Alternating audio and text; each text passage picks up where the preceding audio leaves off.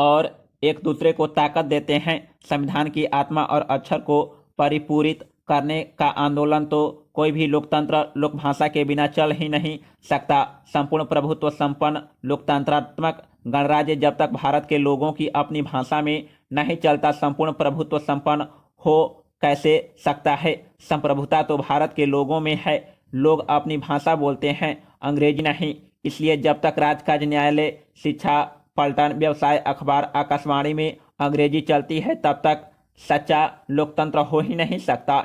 इसलिए हम सार्वजनिक क्षेत्र में अंग्रेजी हटाने, मातृभाषा चलाने की मांग करते हैं। पैरा संविधान के अनुच्छेद 39 को पूरा करने के लिए हम देश के सभी नर नारियों के लिए आजीविका का साधन दिलाना चाहते हैं। हमारा देश गांव में बसता है। 82% से अधिक आबादी गांव में है। 70% आबादी खेती में लगी है। उनमें से 20% के पास 1 एकड़ भी जमीन नहीं है।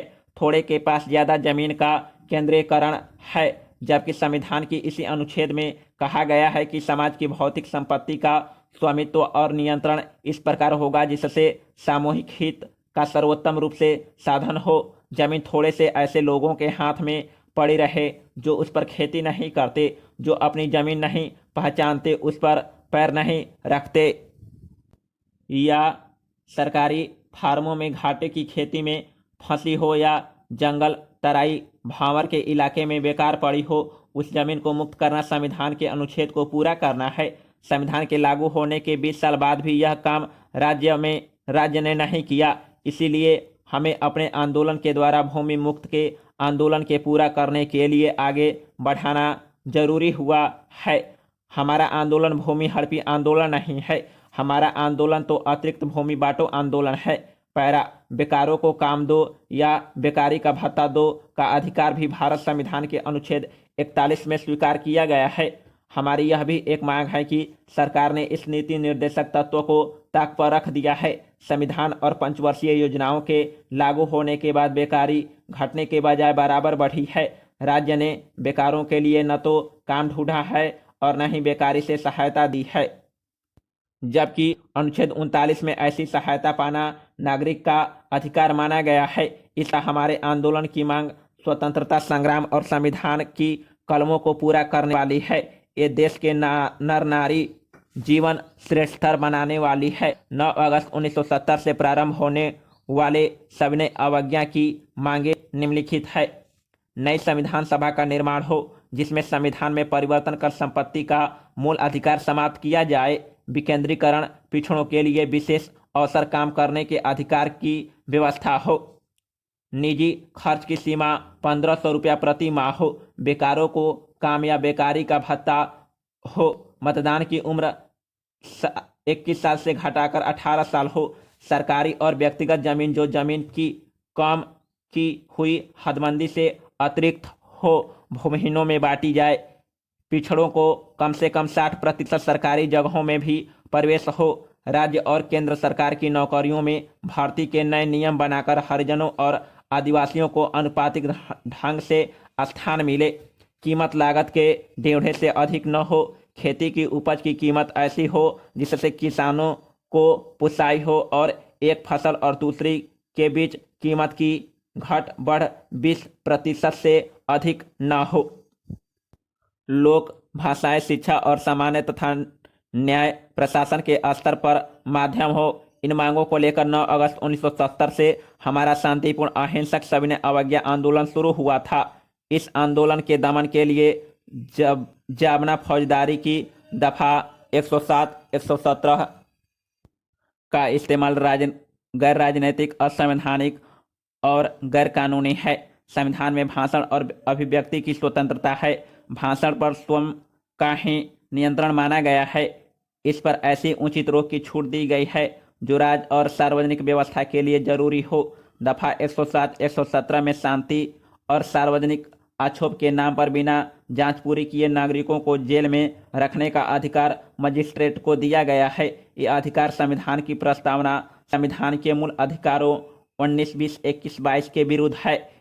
इसलिए ऐसे गंदे कानूनों को सर्वोच्च न्यायालय को तत्काल खारिज करना चाहिए। दफा 144 में बाधा, क्लेश, क्षति की जोखिम, मानव जीवन, स्वास्थ्य या क्षेम के लिए संकट या सार्वजनिक अक्षोभ के भंग या बलवे या हंगामे के निवारण के नाम पर जिला मजिस्ट्रेट या एसडीएम 2-2 महीने के लिए संविधान में भाषण और अभिव्यक्ति सभा और संघ बनाने के लिए सभी अधिकारों का हनन कर सकता है।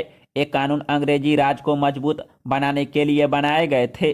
स्वतंत्रता, प्रभुता संपन्न गणतंत्रात्मक लोक राज में इन कानूनों का कोई स्थान नहीं है। पैरा, सर्वोच्च न्यायालय अपने फैसलों में पुरानी नजीरों का हवाला देते हैं।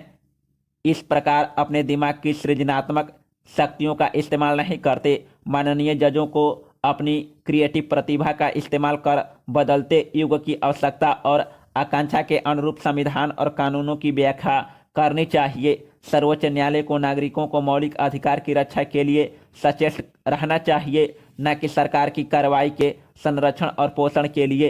पैरा, यह खेद का विषय है कि संविधान को लागू हुए 20 साल बीत जाने पर भी सर्वोच्च न्यायालय ने सार्वजनिक व्यवस्था, शांति और पब्लिक ट्रंक्विलिटी जैसे शब्दों की परिभाषा नहीं की। बिना परिभाषा के हजारों नागरिक 107, 117, 109 जैसी असंवैधानिक धाराओं में नजरबंद रहते हैं। सार्वजनिक व्यवस्था, पीस और पब्लिक ट्रंक्विलिटी समानार्थक नहीं है। इन्हें समानार्थक बताना संविधान के साथ व्यभिचार करना है। सार्वजनिक व्यवस्था के नाम पर नागरिकों के मूल अधिकारों पर जो रोक लगाई जा सकती है वह पीस और पब्लिक ट्रंक्विलिटी के नाम पर हरगिज नहीं लगाई जा सकती। जब तक फौजदारी की 107, 117 में ऐसी पाबंदी पीस और पब्लिक ट्रंक्विलिटी के भंग के नाम पर लगाई जाती है, इसलिए वह धाराएं तो असंवैधानिक है ही। पैरा, अंग्रेजी भाषा के इस्तेमाल के कारण देश के विभिन्न उच्च न्यायालय इन शब्दों का भिन्न भिन्न अर्थ करते हैं। संविधान के लागू हुए 20 साल हो गए, किंतु सर्वोच्च न्यायालय ने आज तक इन शब्दों की ठीक व्यवस्था नहीं की जो देश के सभी उच्च न्यायालयों को मान्य हो। सर्वोच्च न्यायालय ने भी विभिन्न समय पर परिस्थिति और पात्र के अनुसार public order, public peace, public tranquillity वगैरह की विभिन्न परिभाषाएं की है। इन परिभाषाओं से स्थिति सुलझाने की बजाय उलझती गई है। असंगतियां मैं यहाँ थोड़े में संविधान और कानून की बारीकियों को रखूंगा। संविधान के अनुच्छेद 13 में स्पष्ट कहा गया है कि ऐसा कोई कानून नहीं रह ही नहीं सकता या बन ही नहीं सकता जो संविधान के मूल अधिकारों से असंगत हो। राज्य की सुरक्षा और सार्वजनिक व्यवस्था के वास्तविक खतरे के अलावा पीस और पब्लिक ट्रंक्विलिटी के आधार पर नागरिक की स्वतंत्रता छीनी ही नहीं जा सकती। इसके पक्ष में हमारे तर्क निम्नलिखित है।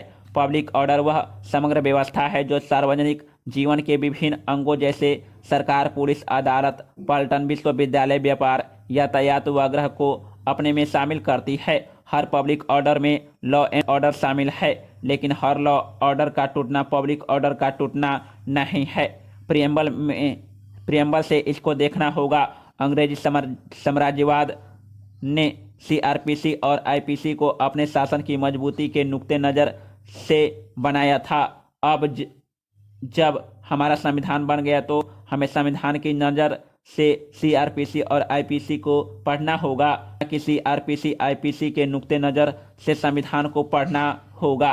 पैरा, जैसा हमने पहले ही कहा है कि संविधान के अनुच्छेदों को भी प्रियम्बल की रोशनी से देखना होगा, उनका अर्थ प्रियम्बल की रोशनी में करना होगा। सॉवरेनिटी, सार्वभौमिकता पीपुल में है, इसलिए प्रत्येक को स्वतंत्र और जिम्मेदार जानकर चलना होगा। अंग्रेजी की ही बलिहारी है कि पब्लिक पीस और पब्लिक ट्रंक्विलिटी समानार्थक हो गए हैं, जबकि पब्लिक ट्रंक्विलिटी पीस से भी